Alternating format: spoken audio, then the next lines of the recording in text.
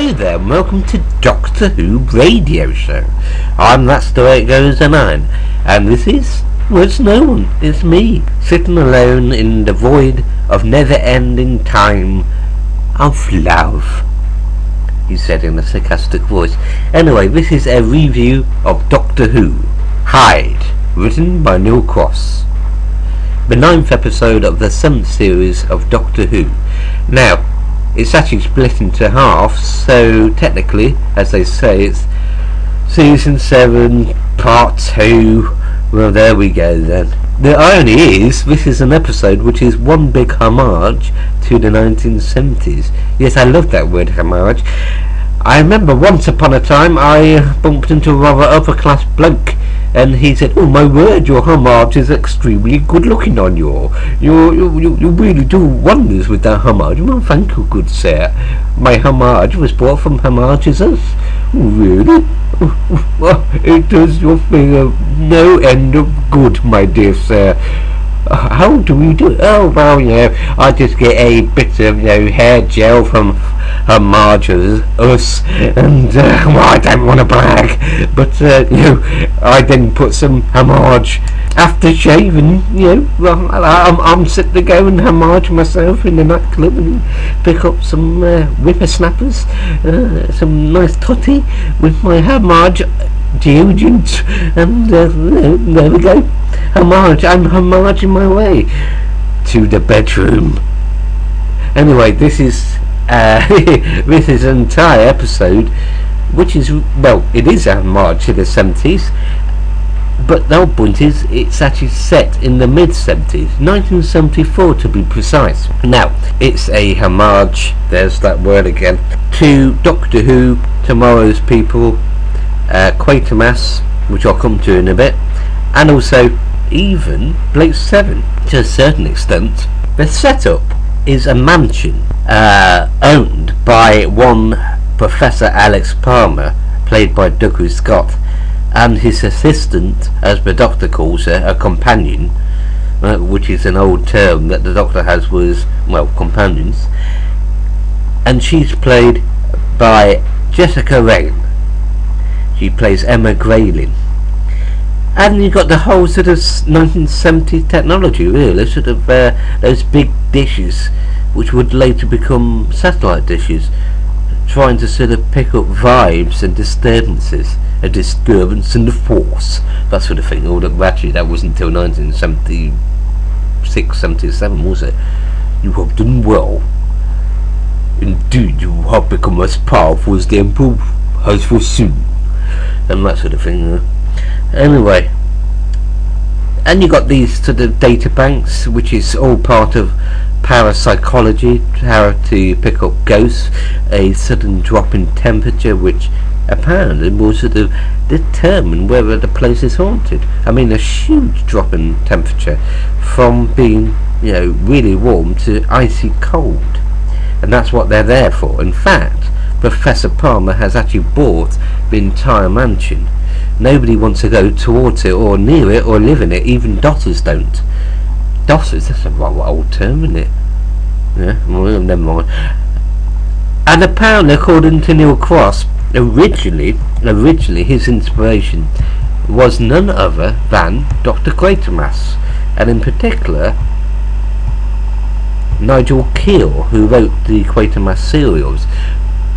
Between 1950s, before Doctor Who started, and the late 1970s, they did TV versions and also movies, and many different versions. I think the best ones are the 50s, but that's one of the many inspirations for Doctor Who, along with H.G. Wells, Jules Verne, etc. Now, since the start of the series, we've had the Balls of St. John, the Rings of Benny Hill, and we've also had Cold Bore. I'm just paraphrasing here, but you know what I mean. The Rings of Benny Hill. Yes, Doreen, the gay, homosexual, lesbian werewolf with her limp wrist, and that bizarre, really strange, I mean, seriously, that was written by Neil Cross. So this episode is actually a real proper labour of love. I think that was really on the toff. He did that on the turf. He did it on the spur of the moment, because this episode to me felt more sort of focused, if you like.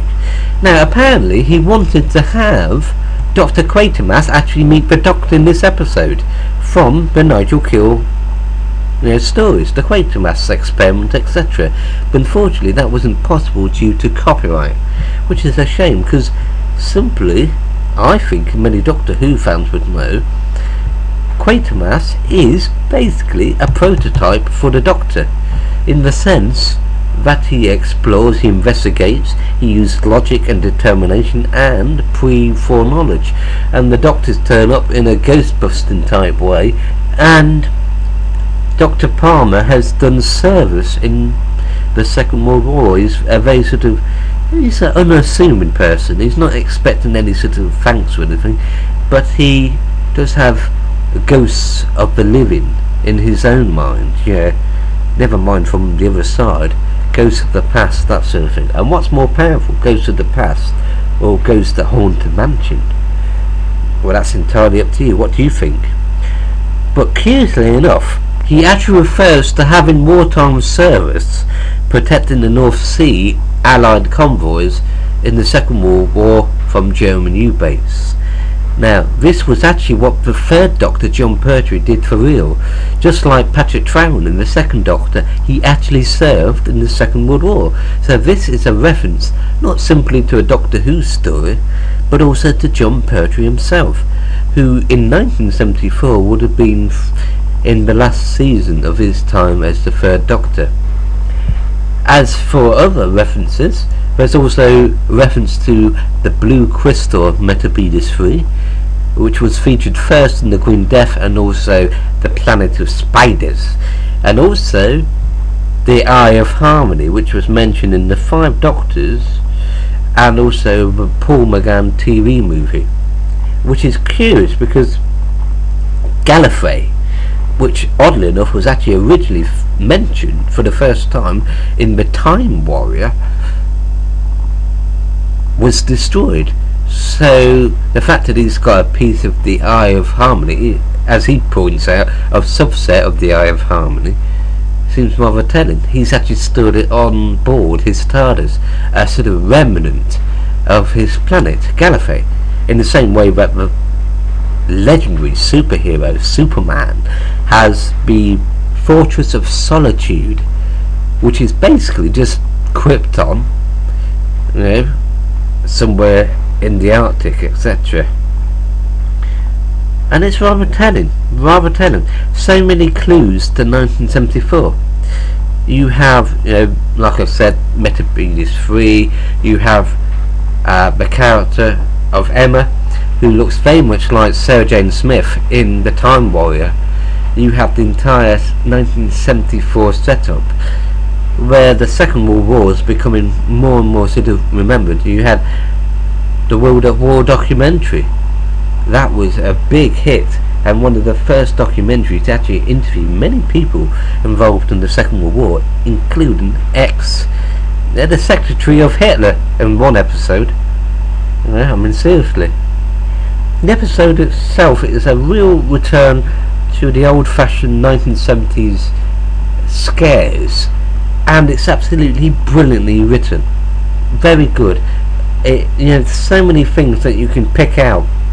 Just like Cold War was a homage, there's that word again, to the 1960s, and particularly the Patrick Troughton era Doctor Who. And you have that ghastly wallpaper as well. I mean, seriously. As for the ghost, I think the ghost was like a reference to the Tomorrow People. A rather interesting idea. The idea that that ghost wasn't actually a ghost, but actually a time traveller who unfortunately has been caught in a pocket universe, which is like a mini universe.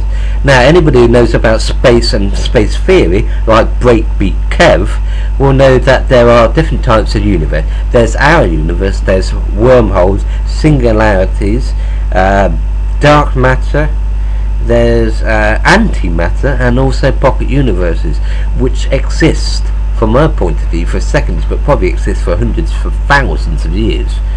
And that's the whole point. She's in a realm, if you like, where from our point of view it's like hundreds of thousands of years for 1 minute, but from her point of view she's there for just a few minutes.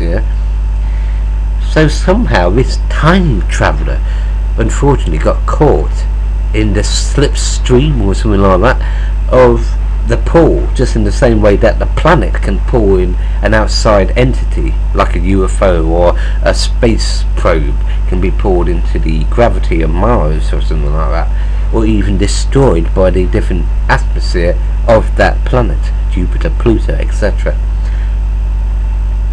Or time winds, like in the final serial to feature the second Romana, Laura Ward. And also Canine, apparently, until Canine and Company and the Five Doctors, and of course School Reunion, etc. So interesting. But the one problem I didn't have,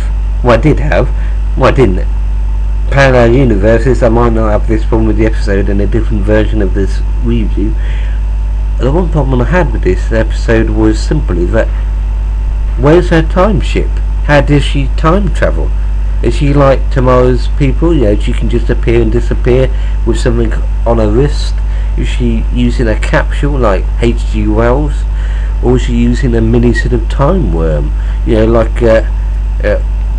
Covering thousands and millions of miles, but the travelling from our point of view is just minutes. That's the whole point. Folding space-time. Point A and B become one, so instead of it being hundreds of millions of miles, it's literally just years, or perhaps even months, or even minutes, that sort of thing.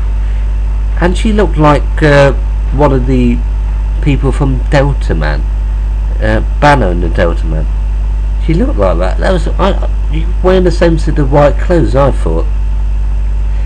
And the romance between Professor Palmer and Emma Grayling, who's a powerful psychic, just like in Planet of the Spiders, the one who dies eventually because the Doctor is so determined to discover the secret of what's going on with the blue crystal and also the spiders of Metabetis 3, who actually came from Earth, apparently.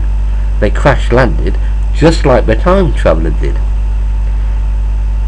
And apparently they're ancestors of that time traveller.